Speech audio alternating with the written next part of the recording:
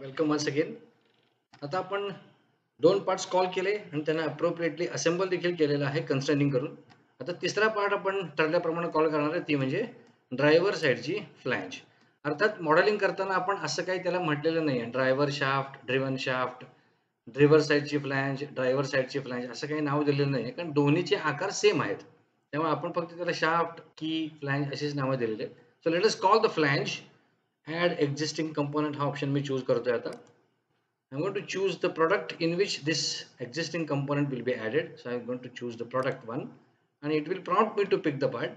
आता याच्यामध्ये I have to pick the flange. Flange pick केली मी, open म्हटलं, flange has appeared. आता ही पण मला हवी तशी आली आहे असं नाही, त्यामुळे हिला पहिल्यांदा मला मॅनिप्युलेट करावं लागेल. It's better to manipulate in this direction. या एक्स डायरेक्शन मध्ये आपण तिला मॅनिप्युलेट करूया. So let us drag this component. ह्याच्यावरती ह्या फ्लॅंजवरती आता कुठलाही कन्स्टेंट नाही आहे, त्यामुळे ही इझिली ड्रॅग होऊ शकते. Sorry, it is in x direction. X म्हणायला पाहिजे इथं. कॅन्सल करूया, परत मॅनिप्युलेट घ्या आणि इथं एक्स म्हणा आणि ह्या कंपोनेंटला असं ड्रॅग करा. ओके ओके म्हणा. रफली रोटेट केलेलं आहे. आपल्याला ह्याचं ओरिएंटेशन उलटं पाहिजे आहे, असं नको आहे आपल्याला ओरिएंटेशन. त्यामुळे ह्याला आपल्याला रोटेट करून घ्यावं लागेल. So let us manipulate once again. आणि ह्या कंपोनंटला आपल्याला व्हर्टिकल ॲक्सिस भोवती, म्हणजे ह्या झेड ॲक्सिस भोवती रोटेट करून घ्यायचं आहे. So rotate around Z axis म्हणजे हे फिरवर जाणं. जरी इथं ड्रॅग हा शब्द दिसत असला तरी देखील अराउंड झेड ॲक्सिस याचा अर्थ it is going to be revolved around, rotated around the Z axis. So click करा आणि ह्या कंपोनंटला होल्ड करून ड्रॅग करा. हा असा आपल्याला रफली फिरवून ठेवायचं आहे. एक्झॅक्ट ह्याच्यामध्ये रोटेशन मुवमेंट होत नसते हे आपल्याला माहिती आहे. हे आपल्याला अशा पद्धतीचं ओरिएंटेशन पाहिजे आहे. ओके म्हणा. फाईन. आता सगळ्यात पहिला कन्स्ट्रेंट काय द्यायचा आहे, तर हे जे होल आहे, हे होल असेल किंवा हा सिलेंड्रिकल सरफेस असेल किंवा हा सिलेंड्रिकल सरफेस असेल, ह्याचा ॲक्सिस आणि ह्या शाफ्टचा ॲक्सिस हा को इन्सिडेंट होणं गरजेचं आहे. ओके, त्यामुळे पहिला कन्स्ट्रेंट मी अप्लाय करतोय, को इन्सिडेंट. आता ॲक्सिस कसा पिक करायचा, तर सिलेंड्रिकल सरफेसवरती कर्सर आणा, ॲक्सिस आपोआप हायलाइट होतो. See, this is the axis getting highlighted. हा ॲक्सिस पिक केला. सिमिलरली आता इथं आपल्याला अनेक सरफेसेस आपल्याला पिक करता येतात. उदाहरणार्थ हा देखील चालतो, हा देखील चालतो आणि हा देखील चालतो, कारण तो एकच ॲक्सिस इंडिकेट करायला आहे. त्यामुळे कुठलाही सिलेंड्रिकल सरफेस पिक करा. आतला घ्या, बाहेरचा घ्या. बाहेरचा घेतला समजा, आता हा को इन्सिडेंट झालेला आहे. अशा पद्धतीने को इन्सिडेंट झालेला आहे. ओके. आता दुसरा कन्स्ट्रेंट काय आहे बघा. दुसरा कन्स्ट्रेंट याचा असा आहे की हा सरफेस, नोट करा, हा सरफेस आणि हा सरफेस हे एकमेकापासून काही अंतरावरती आहेत. ते एकमेकाला चिकटून नाही आहेत. ओके. आता हे कुठं आपल्याला लक्षात येणार आहे, तर त्यासाठी पुन्हा एकदा मला ही इमेज काढावी लागेल बाहेर. इथं तुम्ही बघू शकता की हे जे डिस्टन्स दिसते तुम्हाला 5 mm, हे 5 mm कशाचं डिस्टन्स आहे, तर ह्या शाफ्टचा एंड पॉइंट आणि फ्लॅंजचा एंड पॉइंट ह्याच्यामध्ये 2.5 mm चं अंतर आहे. सिमिलरली इकडचा शाफ्ट आणि इकडची फ्लॅंज ह्याच्या एंड फेसेसमध्ये 2.5 mm चं अंतर आहे. असं दोन्ही मिळून ते 5 mm चं अंतर इथं आपल्याला दिसतंय. दोन फ्लॅंजमध्ये 5 mm चं अंतर नाही. दोन फ्लॅंज मधलं अंतर 0 आहे. पण दोन शाफ्ट मधलं अंतर इकडं 2.5 mm आहे आणि तिकडं 2.5 mm आहे, म्हणून ते 5 mm इथं दाखवलेलं आहे. त्या पद्धतीने आपण इथं आता डिस्टन्स अप्लाय करणार आहोत. ओके. आता हे कसं अप्लाय करायचं, आता नेमकं कुठल्या फेसेस मध्ये अप्लाय करायचं आहे, तर I going to show you the faces. ही फेस आणि ही फेस याच्यामध्ये आपल्याला 2.5 mm चं अंतर पाहिजे. 2.5 mm चं अंतर नेमकं कसं पाहिजे, तर हा शाफ्ट आत पाहिजे आणि ही फ्लॅंज बाहेर पाहिजे. म्हणजे ही फ्लॅंज पुढे असणार आहे, हा शाफ्ट मागे असणार आहे. ओके. त्या केसमध्ये डिस्टन्स म्हणा, distance this face and this face, याच्यामध्ये आता डिस्टन्स बघा. Let me increase the distance. It moves towards the shaft. Okay. समजा मी इथं 0 केलं तर बरोबर शाफ्ट फेस आणि फ्लॅंजची ही फेस 0 अंतरावरती येते. हे तुम्ही बघू शकताय. हे मी 0 केला आता.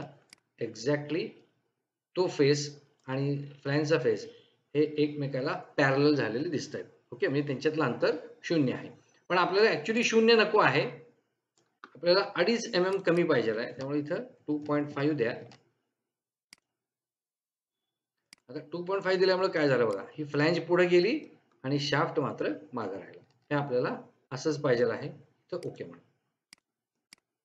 ओके, शाफ्ट मागे आहे आणि फ्लॅंज पुढे आलेली आहे.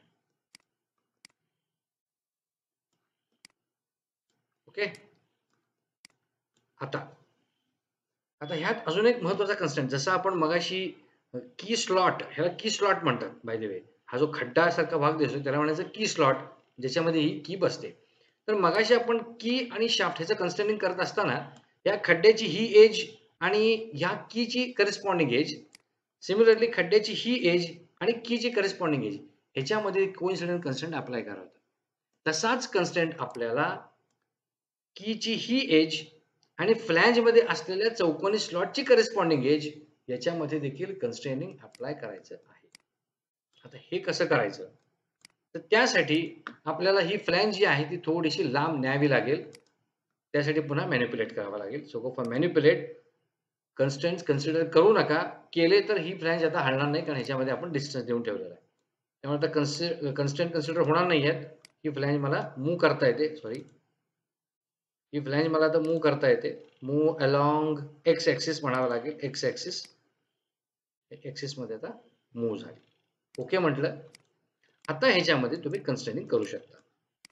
को इन्सिडेंट म्हणा, ही एज घ्या आणि करेस्पॉन्डिंगली ही एज घ्या. आता इथे एक लक्षात ठेवा, ह्या कीच्या ह्या दोन एजेस लॉक झालेल्या आहेत ह्या स्लॉट बरोबर. त्यामुळे ह्या दोन्ही एजेस आपल्याला कन्स्ट्रेन करायची गरज नाही. यातली कुठलीही एक कन्स्ट्रेन केली तरी it is sufficient and appropriate. दोन्ही एज कन्स्ट्रेन करायची गरज नाही. It will be the case of over constraining. त्याला ओव्हर कन्स्ट्रेनिंग असं म्हणतात. त्यामुळे इथे आपल्याला ते करायचं नाहीये. Okay, so now that flange has been placed appropriately. आता आपण एकूण 3 पार्ट्स कॉल केलेत. एक शाफ्ट, दुसरी की आणि तिसरी ही फ्लॅंज. ओके, आता हाच उलटा सिक्वेन्स आपण तिथे फॉलो करणार आहे. नंतर आता आपण दुसऱ्या साईडची फ्लॅंज कॉल करणार, नंतर शाफ्ट कॉल करणार and then we will call the key. Okay, so let us call first the flange. दुसरी फ्लॅंज आपण कॉल करणार आहे. so let us call it existing component. आता हा सिक्वेन्स परत मी काय सांगत नाही, just you observe it where I click existing component, then I will choose this product one and again select the flange and say okay. Okay, आता हे जो orientation मात्र आपल्याला हवं तसं आलेलं आहे. फक्त ड्रॅग करून तिला अप्रोप्रिएट लोकेशनला नेऊया. ओके म्हटलं. ओके, आता सगळ्यात महत्त्वाचा कन्स्ट्रेंट म्हणजे ह्याचा ॲक्सिस आणि ह्याचा ॲक्सिस हे एकमेकाला को इन्सिडेंट पाहिजेत. So let us go for को इन्सिडेंट. याचा सिलेंड्रिकल सरफेस कुठलाही, फ्लॅंजचा कुठलाही सिलेंड्रिकल सरफेस पिक करा. हा घ्या किंवा हा घ्या, कुठलाही सरफेस घ्या. हा घेतला आणि सिमिलरली हा घेतला. हे दोघंही एकमेकाला को इन्सिडेंट झालेले आहेत. ओके, आता फक्त ह्यांच्यातलं अंतर हे 0 करायचं आहे. पण तत्पूर्वी आपण काय करणार आहे, हे जर अंतर 0 केलं तर पुन्हा मला फ्लॅंज पाठीमागे ओढून घ्यावे लागेल. परत मला शाफ्टची त्याचं कन्स्ट्रेनिंग द्यावं लागेल. परत मला कीशी कन्स्ट्रेनिंग द्यावं लागेल. एवढं सगळं आत्ता करण्याच्या ऐवजी आत्ता आपण शाफ्ट कॉल करूया, शाफ्ट आणि फ्लॅंजचे कन्स्ट्रेनिंग करूया and then we will place the flange with respect to already inserted flange over here. Okay, त्यामुळे इथं पहिल्यांदा मी ड्रायव्हर सॉरी ड्रिव्हन साइडचा शाफ्ट इथे मी कॉल करतोय.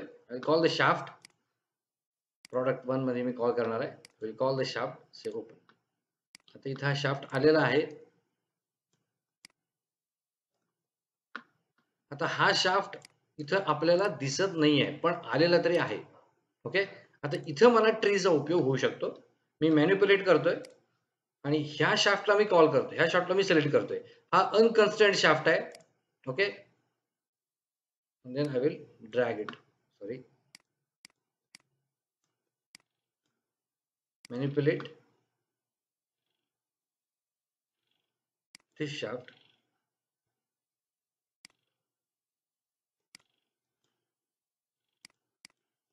So let us try to let us try to drag this part, drag this shaft by directly selecting it. Let us try to do it. Manipulate, and yes, we could pick that part directly. Say okay. आता हा आपण drag करून बाहेर आणलेला आहे. याचंही orientation आपल्याला जसं पाहिजे तसं इथं मिळालेलं आहे. आता ह्यातला सगळ्यात महत्वाचा भाग, ह्याला आपल्याला फिरवून घ्यावं लागेल. By the way, I am sorry, ह्याला आपल्याला फिरवून घ्यावं लागेल. जसं आपण फ्लॅंज ही फिरवून घेतली तसे ह्या शाफ्ट देखील आपल्याला फिरवून घ्यावं लागेल. So let us do that. Manipulate. आता ह्या व्हर्टिकल ऍक्सिस भोवती ह्याला फिरवून घ्यावं लागेल, कारण हा जो फेस आहे तो तिकडे जायला पाहिजे आणि हा फेस इकडे येणं गरजेचं आहे. त्यामुळं झेड ऍक्सिस भोवती ह्याला रोटेट करून घेऊया. झेड ऍक्सिस भोवती ह्याला रोटेट करून घेऊया.